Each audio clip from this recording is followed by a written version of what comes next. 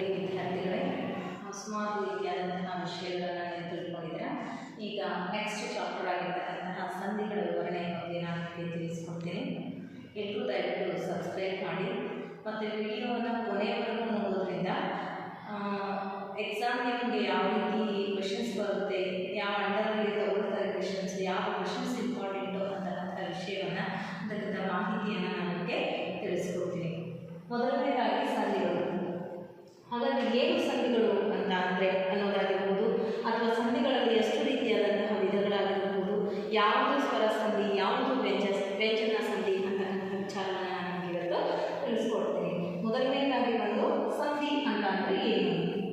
ಎರಡು ವರ್ಣಗಳು ಅಥವಾ ಅಕ್ಷರಗಳಾಗಿರ್ಬೋದು ಕಾಲ ವಿಳಂಬವಿಲ್ಲದಂತೆ ಅರ್ಥ ಕೆಡದಂತೆ ಸೇರುವುದನ್ನು ನಾವು ಸಂಧಿ ಅಂತ ಹೇಳಿ ಕರಿತೀವಿ. ಎರಡು ಯಾವುದು ವರ್ಣಗಳು, ಅಕ್ಷರಗಳು ಕಾಲ ವಿಳಂಬವಿಲ್ಲದೆ ಏನನ್ನೂ ಸಮಯವನ್ನು ತಗೊಳ್ಳದೇನೆ ಹಾಗೆಯೇ ಯಾವುದೇ ರೀತಿಯಾದಂತಹ ಅರ್ಥವನ್ನು ಕೆಡದೆ ಇರತಕ್ಕಂಥದಕ್ಕೆ ಏನಂತ ಹೇಳಿ ಕರಿತೀವಿ? ಸಂಧಿಗಳು ಅಂತ ಹೇಳಿ ಕರಿತೀವಿ. ಮಕ್ಕಳೇ, ಸಂಧಿಗಳಲ್ಲಿ ನಮಗೆ ತುಂಬ ಇಂಪಾರ್ಟೆಂಟ್ ಆಗಿ ಬೇಕಾಗಿರ್ತಕ್ಕಂಥದ್ದು, ಈಗ ಫಾರ್ ಎಕ್ಸಾಂಪಲ್ ಒಂದೊಂದು ಅಂತ ಹೇಳಿ ನಾವು ತಗೊಂಡ್ವಿ ಅಂತ ಹೇಳಿ ಇಟ್ಕೊಳ್ಳಿ.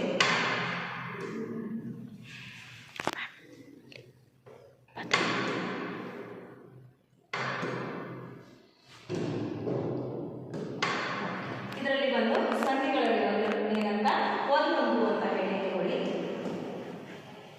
ಇದು ಒಂದು ವರ್ಡ್, ಒಂದು ಸಾಮಾನ್ಯವಾಗಿರ್ತಕ್ಕಂತಹ ಒಂದು ವರ್ಡ್ ಆಗಿದೆ. ಇದನ್ನು ಬಿಡಿಸಿ ಬರೆದಾಗ 1+1 ಅಂತ ಹೇಳ್ತೀವಿ. 1+1 ಅಂತ ಹೇಳಿದರೆ ಹಾಗಾದರೆ ಇಲ್ಲಿ ಎರಡು ಅಕ್ಷರಗಳಿದೆ. ಇದು ಒಂದು ವರ್ಡ್ ಇದೆ, ಇದು ಎರಡು ವರ್ಡ್ ಆಯಿತು. 1+1 ಅಂತಕ್ಕಂಥದ್ದು ಇಲ್ಲಿ ಒಂದು ವರ್ಡ್. ಮೊದಲನೇ ವರ್ಡ್ಗೆ ಏನು ಹೇಳಿ ಕರಿತೀವಿ ನಾವು? ಪೂರ್ವ ಪದ ಅಂತಲೂ, ಎರಡನೇ ವರ್ಡ್ಗೆ ಏನಂತ ಹೇಳಿ ಕರಿತೀವಿ? ಉತ್ತರ ಪದ ಅಂತ ಹೇಳಿ ಕೂಡ ನಾವು ಕರಿತೀವಿ. ನಿಮಗೆ ತುಂಬ ಚೆನ್ನಾಗಿ ನೆನಪಿಟ್ಕೋಬೇಕು ಮಕ್ಕಳೇ. ಯಾವುದೇ ಒಂದು ವರ್ಡನ್ನು ಸ್ಪ್ಲಿಟ್ ಮಾಡಿ ಬರೆದಾಗ ಅಲ್ಲಿ ಏನಂತ ಹೇಳಿ ಎರಡು ವರ್ಡ್ಗಳಾಗುತ್ತೆ. ಸ್ಪ್ಲಿಟ್ ಮಾಡಿ ಬರೆದಾಗ ಎರಡು ಆಗುತ್ತೆ. ಆವಾಗ ಮೊದಲನೇ ಪದವನ್ನು ಏನಂತ ಹೇಳಿ ಕರಿತೀವಿ? ಪೂರ್ವ ಪದ ಅಂತಲೂ, ಎರಡನೇ ಪದವನ್ನು ಉತ್ತರ ಪದ ಅಂತಲೂ ನಾವು ಕರಿತೀವಿ. ಹಾಗಾದರೆ ಇಲ್ಲಿ ನೋಡಿ, ಮೊದಲನೇದಾಗಿ ನಾವು ಸಂಧಿ ಅಂದರೆ ಏನು ಅಂತ ಹೇಳಿ ತಿಳ್ಕೊಂಡ್ರೆ, ಸಂಧಿಯಲ್ಲಿ ಮೊದಲನೇ ಪದಕ್ಕೆ ಪೂರ್ವ ಪದ ಅಂತಲೂ, ಎರಡನೇ ಪದಕ್ಕೆ ಉತ್ತರ ಪದ ಅಂತಲೂ ಹೇಳಿ ನಾವು ಕರಿತೀವಿ. ಯಾವುದೇ ರೀತಿಯಾದಂತಹ ಅರ್ಥ ಕೆಡದೆ ಇರತಕ್ಕಂತಹ ಕೂಡುವುದ ಪದವನ್ನು ನಾವು ಸಂಧಿ ಅಂತ ಹೇಳಿ ಕರಿತೀವಿ. ಹಾಗಾಗಿ ಈಗ ಸಂಧಿ ಅಂದರೆ ಏನು ಅಂತ ಹೇಳಿ ಗೊತ್ತಾಯಿತು. ಮೊದಲನೇ ಪದವನ್ನು ಪೂರ್ವ ಪದ ಮತ್ತು ಎರಡನೇ ಪದವನ್ನು ಉತ್ತರ ಪದ ಅಂತ ಹೇಳಿ ಕರಿತೀವಿ. ಹಾಗಾದರೆ ಸಂಧಿಗಳಲ್ಲಿ ಎಷ್ಟು ರೀತಿಯಾದಂತಹ ವಿಧಗಳಿವೆ? ಎರಡು ರೀತಿಯಾದಂತಹ ವಿಧಗಳಿವೆ. ಒಂದು ಯಾವುದು? ಕನ್ನಡ ಸಂಧಿ, ಇನ್ನೊಂದು ಒಂದು ಸಂಸ್ಕೃತ ಸಂಧಿ ಅಂತ ಹೇಳ್ತೀವಿ. ಎರಡು ರೀತಿಯಾದಂತಹ ಸಂಧಿಗಳಿವೆ ಮಕ್ಕಳೇ. ಅದರಲ್ಲಿ ಒಂದು ನಾವು ಏನು ನೋಡೋಣ? ಇವತ್ತಿನ ಪಾಠದಲ್ಲಿ ನಾವು ಕನ್ನಡ ಸಂಧಿಯ ಬಗ್ಗೆ ವಿವರಣೆಯನ್ನು, ಮಾಹಿತಿಯನ್ನು ನಾವು ತಿಳ್ಕೊಳ್ಳೋಣ. ಒಂದು ಕನ್ನಡ ಸಂಧಿಯಲ್ಲಿ ಅದರಲ್ಲೂ ಕೂಡ ಎರಡು ರೀತಿಯಾದಂತಹ ವಿಧಗಳಿವೆ. ಕನ್ನಡ ಸಂಧಿಯಲ್ಲೂ ಒಂದು ಸ್ವರ ಸಂಧಿ, ಇನ್ನೊಂದು ಒಂದು ವ್ಯಂಜನ ಸಂಧಿ ಅಂತ ಹೇಳಿ ಇದೆ.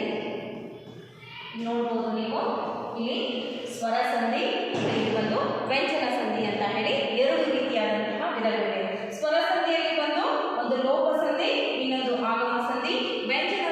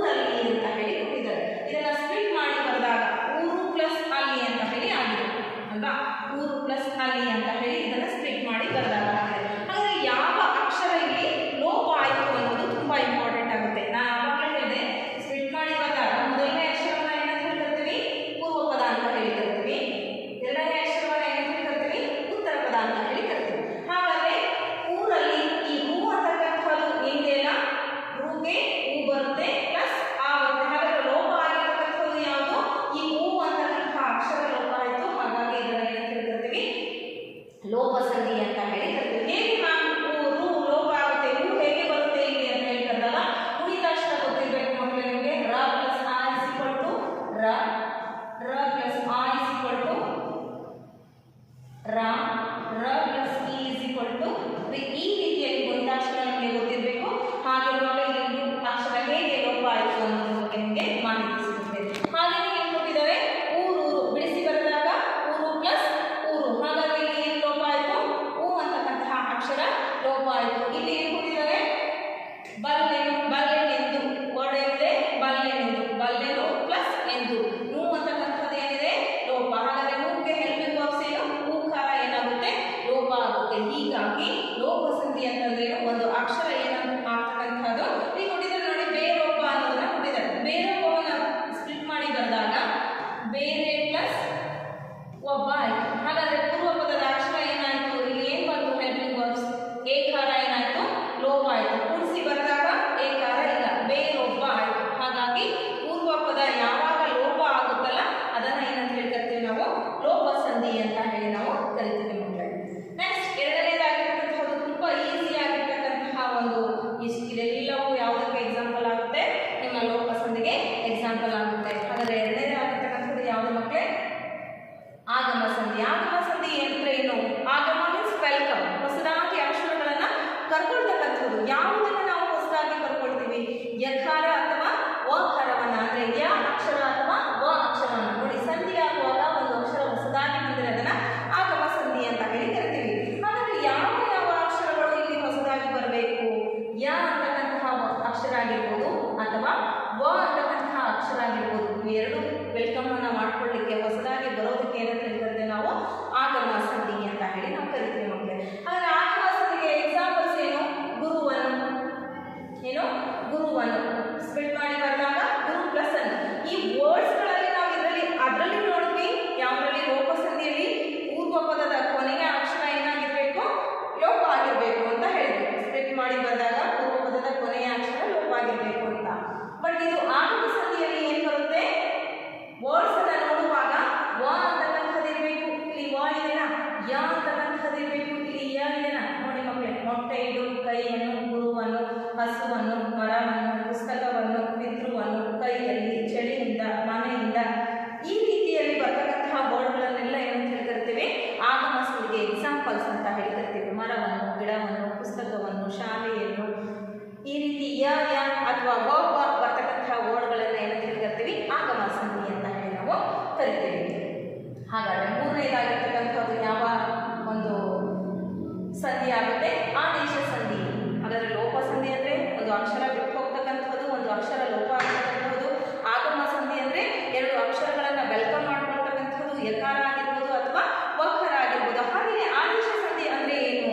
ಆದೇಶ ಸಂಧಿ ಅಂದ್ರೆ ಸಂಧಿ ಆಗುವಾಗ ಅಕ್ಷರದ ಬದಲಿಗೆ ಮತ್ತೊಂದು ಅಕ್ಷರ ಬಂದ್ರೆ ಏನಂತ ಹೇಳಿ ಕರಿತೀವಿ? ಆದೇಶ ಸಂಧಿ ಅಂತ ಹೇಳಿ ಕರಿತೀವಿ. ತುಂಬಾ ಈಸಿಯಾಗಿ ನೀವು ನೆನಪಲ್ಲಿ ಇಟ್ಕೊಳ್ತಕ್ಕಂಥದ್ದು ಅಂದ್ರೆ ವರ್ಣಮಾಲೆಯ ಮೊದಲನೇ ಅಕ್ಷರ ಯಾವುದು? ಕ, ಚ, ಠ, ಟ, ಪ. ನೋಡಿ ಮಕ್ಕಳೇ, ಕ, ಚ, ಟ, ಟ, ಪ ಅನ್ನೋದು ವರ್ಣಮಾಲೆಯ ಮೊದಲನೇ ಸಾಲಿಗೆ. ವರ್ಣಮಾಲೆಯ ಮೂರನೆಯ ಸಾಲು. ಮೂರನೇ ಸಾಲು ಯಾವುದು ಹಾಗಾದ್ರೆ? ಗ, ಜ, ಡ, ಧ, ಭ. ಈ ಅಕ್ಷರಗಳು ಪರವಾಗಿ ಬಂದ್ರೆ ಅಪೋಸಿಟ್ ಅಲ್ಲಿ ಅದರ ಬದಲಾಗಿ ಬಂದ್ರೆ ಕದ ಬದಲಾಗಿ ಗ ಆಗಿರ್ಬೋದು, ಚದ ಬದಲಾಗಿ ಜ ಆಗಿರ್ಬೋದು, ಟದ ಬದಲಾಗಿ ಡ ಆಗಿರ್ಬೋದು, ತದ ಬದಲಾಗಿ ದ ಆಗಿರ್ಬೋದು, ಮತ್ತೆ ಪದ ಬದಲಾಗಿ ಬ ಆಗಿರ್ಬೋದು. ಇವೆಲ್ಲವೂ ಅದನ್ನು ಬದಲಾದ್ರೆ ಅದನ್ನ ಏನಂತ ಹೇಳಿ ಕರಿತೀವಿ? ಆದೇಶ ಸಂಧಿ ಅಂತ ಹೇಳಿ ಕರಿತೀವಿ. ಇಲ್ಲಿ ಕೊಟ್ಟಿದ್ದಾರೆ ಸಂಧಿ ಆಗುವಾಗ ಒಂದು ಅಕ್ಷರದ ಬದಲಿಗೆ ಮತ್ತೊಂದು ಅಕ್ಷರ ಬಂದ್ರೆ ಅದನ್ನ ಏನಂತ ಹೇಳಿ ಕರಿತೀವಿ? ಆದೇಶ ಸಂಧಿ ಅಂತ ಹೇಳಿ ಕರಿತೀವಿ ಅಂತ.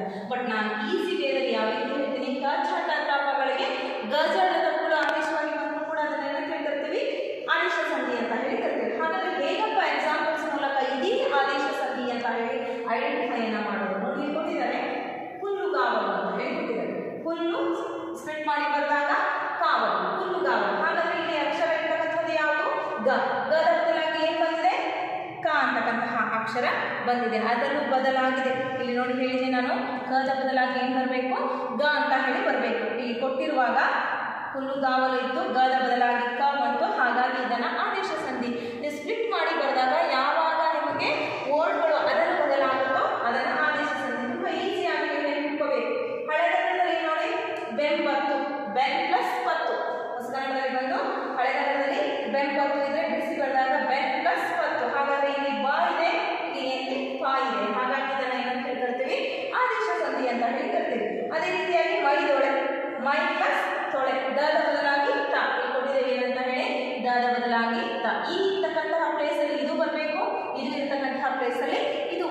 ಹಾಗಾಗಿ ಇದನ್ನ ಆದೇಶ ಸಂಧಿ ಅಂತ ಹೇಳಿ ಕರಿತೀವಿ. ಇದೇ ರೀತಿಯಾಗಿ ಅನೇಕ ರೀತಿಯಾದಂತಹ ವರ್ಡ್ಗಳು ಬರುತ್ತೆ ಮಕ್ಕಳೇ. ನಿಮಗೆ ಎಕ್ಸಾಂಪಲ್ಸ್ ಕಡೆ ಗಮನ ಅಂದ್ರೆ ನಿಮ್ಗೆ ಏನು ಅದನ್ನು ಬಿಡಿಸ್ಕೊಳ್ತಾ ಹೋಗ್ಬೇಕು. ಫಾರ್ ಎಕ್ಸಾಂಪಲ್ ನೋಡಿ, ಮಳೆಗಾಲ, ಚಳಿಗಾಲ,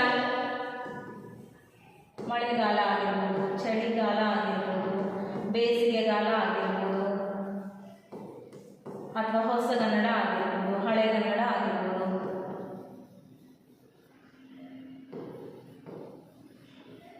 ಇದನ್ನು ಸ್ಪ್ಲಿಟ್ ಮಾಡಿ ಬರೆದಾಗ ಏನಾಗುತ್ತೆ, ಮಳೆ ಪ್ಲಸ್ ಕಾಲ.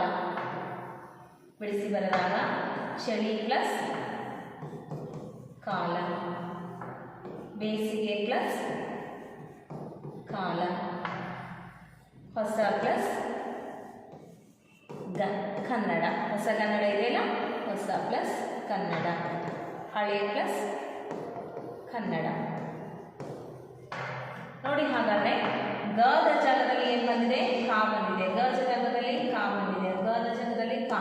ಈ ರೀತಿ ಅದನ್ನು ಬದಲಾದಾಗ ಅಕ್ಷರಗಳು ಕ ಚಾಟ ತಪ್ಪಗಳಿಗೆ ಆದೇಶ ಸಂಧಿ ಅಂದ್ರೆ ಏನು ಅಂತ ಹೇಳಿ ಕೇಳುವಾಗ ಕ ಚಾಟ ತಪ್ಪಗಳಿಗೆ ಗಜದ ತಪ್ಪಗಳು ಆದೇಶವಾಗಿ ಬಂದ್ರೆ ಅದನ್ನು ಆದೇಶ ಸಂಧಿ ಅಂತ ಹೇಳ್ಕೊಳ್ತೀವಿ. ಹಾಗಬೇಕಾದ್ರೂ ಹೇಳ್ಬೋದು, ವರ್ಣಮಾಲೆಯ ಮೊದಲನೇ ಸಾಲಿಗೆ ವರ್ಣಮಾಲೆಯ ಮೂರನೇ ಸಾಲು ಆದೇಶವಾಗಿ ಬಂದ್ರೆ ಅದನ್ನು ಆದೇಶ ಸಂಧಿ ಅಂತ ಹೇಳ್ಕೊಳ್ತೀವಿ. ಹಾಗಬೇಕಾದ್ರೂ ಹೇಳ್ಬೋದು. ಅಥವಾ ಇಲ್ಲಿ ಕೊಟ್ಟಿರ್ತಕ್ಕಂಥ ಇದಿದೆ ನಮಗೆ ಡೆಫಿನೇಷನ್ ಇದೆ ಅಲ್ವಾ, ಸಂಧಿ ಆಗುವಾಗ ಒಂದು ಅಕ್ಷರದ ಬದಲಿಗೆ ಮತ್ತೊಂದು ಅಕ್ಷರ, ಒಂದು ಅಕ್ಷರದ ಬದಲಿಗೆ ಮತ್ತೊಂದು ಅಕ್ಷರ ಯಾವುದು ಬರಬೇಕಂತ ಹೇಳಿ ನಾನು ಕ್ಲಿಯರ್ ಕಟ್ ಆಗಿ ಹೇಳಿದ್ದೀನಿ. ಆದೇಶವಾಗಿ ಬಂದ ಅಕ್ಷರಗಳನ್ನ ಏನಂತ ಹೇಳ್ತಿರ್ತೀವಿ, ಇದೆಲ್ಲ ಅಕ್ಷರಗಳು ಮಳೆಗಾಲ, ಬೆಟ್ಟದವರೆ, ಹೂಗುಟ್ಟಿ, ತುದಿಗಾಲಲು, ಹುರಿದೊಗಲು, ಕಂಬನಿ, ನಿಮ್ಮನಿ, ಕಡುಗೆಂಪು, ಮೇಲ್ಮಾತು, ತಲೆತೂಗಲು, ಇದನ್ನೆಲ್ಲವೂ ನೀವು ಒಂದೇ ಸಲ ಇಟ್ಕೊಳ್ಳಿಕ್ಕೆ ಸಾಧ್ಯ ಇಲ್ಲ ಮಕ್ಕಳೇ. ಯಾವಾಗಲೂ ಸಂಧಿಯಲ್ಲಿ ಸ್ಪ್ಲಿಟ್ ಮಾಡಿ ಬರೆಯೋದನ್ನ ಫಸ್ಟ್ ನಿಮಗೆ ಗೊತ್ತಿರಬೇಕು. ನಿಮಗೆ 4ನೇ ತರಗತಿಯಿಂದಲೇ ನಿಮಗೆ ಬಿಡಿಸಿ ಬರೆಯಿರಿ ಅಂತ ಹೇಳಿ ಹೆಡ್ಲೈನ್ ಅಲ್ಲಿ ಕೊಟ್ಟಿರ್ತಾರೆ. ಅಂದ್ರೆ ಅಲ್ಲಿಂದ ನೀವು ಅಟ್ಲೀಸ್ಟ್ 7th ವರೆಗೂ ಏನನ್ನ ಕಲಿಬೇಕು, ಸ್ಪ್ಲಿಟ್ ಮಾಡಿ ಅಕ್ಷರಗಳನ್ನ ಬರಲಿಕ್ಕೆ ಪ್ರಾರಂಭ ಮಾಡ್ತೀರಾ. ಅದಾದ್ಮೇಲೆ ತದನಂತರ ಏನು 8, 9, 10ನೇ ತರಗತಿಗಳಲ್ಲಿ ಸ್ಪ್ಲಿಟ್ ಮಾಡಿದ ಮೇಲೆ ಇದು ಯಾವ ಸಂಧಿ ಅಂತ ಹೇಳಿ ನಿಮಗೆ ಗುರುತಿಸಲಿಕ್ಕೆ ಸಾಧ್ಯ ಆಗುತ್ತೆ. ಮೊದಲೇ ನಿಮಗೆ ಸ್ಪ್ಲಿಟ್ ಮಾಡಿ ಬರೆಯೋದಕ್ಕೆ ಬಂದಿಲ್ಲ ಅಂದ್ರೆ ಯಾವುದೇ ರೀತಿಯಾದಂತಹ ಸಂಧಿಗಳು ನಿಮಗೆ ಬರುವುದಿಲ್ಲ, ಬರೀಲಿಕ್ಕೆ ಬರೋದಿಲ್ಲ, ಐಡೆಂಟಿಫೈ ಮಾಡಲಿಕ್ಕೆ ಬರೋದಿಲ್ಲ. ಹಾಗಾದ್ರೆ ಈ ರೀತಿಯಲ್ಲಿ ಒಂದು ಕ್ವೆಶ್ಚನ್ ಪ್ಯಾಟರ್ನ್ ಅಲ್ಲಿ ಈ ರೀತಿ ಬರೋದಿಲ್ಲ, ಇದು ಯಾವ ಸಂಧಿ, ಇದು ಯಾವ ಸಂಧಿ ಅಂತ ಹೇಳಿ ಬರೋದಿಲ್ಲ. ಯಾವಾಗ 10th ಸ್ಟ್ಯಾಂಡರ್ಡ್ ಬೋರ್ಡ್ ಎಕ್ಸಾಮ್ ನ ಬರೆಯುವಾಗ ಒಂದು ರೀತಿಯ ಮ್ಯಾಥ್ಸ್ ದ ಫಾಲೋವಿಂಗ್ ರೀತಿಯಲ್ಲಿ ಬರುತ್ತೆ. ಆವಾಗ ಎಲ್ಲ ಸಂಧಿಗಳಾಗಲೇ ಹೇಗೆ ಬರುತ್ತೆ ಅಂತ ಹೇಳಿ ಹೇಳ್ತೀನಿ. ಇನ್ನೂ 4 ರೀತಿಯಾದಂತಹ ಸಂಧಿಗಳಿವೆ. ಯಾವುದು ಸಂಸ್ಕೃತ ಸಂಧಿಯಲ್ಲಿ ಇರ್ತಕ್ಕಂತಹ ಸವರ್ಣದಿಂದ ಸಂಧಿ ಆಗಿರ್ಬೋದು, ಗುಣ ಸಂಧಿ ಆಗಿರ್ಬೋದು, ಎಂಡ್ ಸಂಧಿ ಆಗಿರ್ಬೋದು, ವೃದ್ಧಿ ಸಂಧಿ ಆಗಿರ್ಬೋದು. ಈ 4 ಸಂಧಿಗಳಾದ್ಮೇಲೆ ನಿಮಗೆ ಯಾವ ರೀತಿ ಯಾವ ಕ್ವೆಶ್ಚನ್ ಅನ್ನ ಕೇಳ್ಬೋದು ಅಥವಾ ಯಾವ ರೀತಿ ಬೇಸ್ ಮೇಲೆ ನಿಮಗೆ 10th ಬೋರ್ಡ್ ಎಕ್ಸಾಮ್ಗೆ ಬರಬಹುದು. ಯಾಕಂದ್ರೆ ನೆಕ್ಸ್ಟ್ ಬರ್ತಕ್ಕಂತಹ CBSE ಬೋರ್ಡ್ಗೆ ಕನ್ನಡದಲ್ಲಿ ನಿಮಗೆ ತುಂಬಾ ಯೂಸ್ಫುಲ್ ಆಗಿ ಅಂತ ಹೇಳಿ ಮಾಡ್ತಕ್ಕಂತಹ ಚಾಪ್ಟರ್ ಯಾವುದು, ಸಂಧಿ. ಈ ಸಂಧಿಯಲ್ಲಿ ಒಂದು ಮಾರ್ಕ್ಸ್ಗೆ ನಿಮ್ಗೆ ಏನಿರುತ್ತೆ, ಆನ್ಯುವಲ್ ಎಕ್ಸಾಮ್ಗೆ ಇದ್ದೇ ಇರುತ್ತೆ. ಹಾಗಾದ್ರೆ ಮಕ್ಕಳೇ, ಕನ್ನಡ ಸಂಧಿ ಅಂದ್ರೆ ಏನು ಅಂತ ಹೇಳಿ ಗೊತ್ತಾಯ್ತು.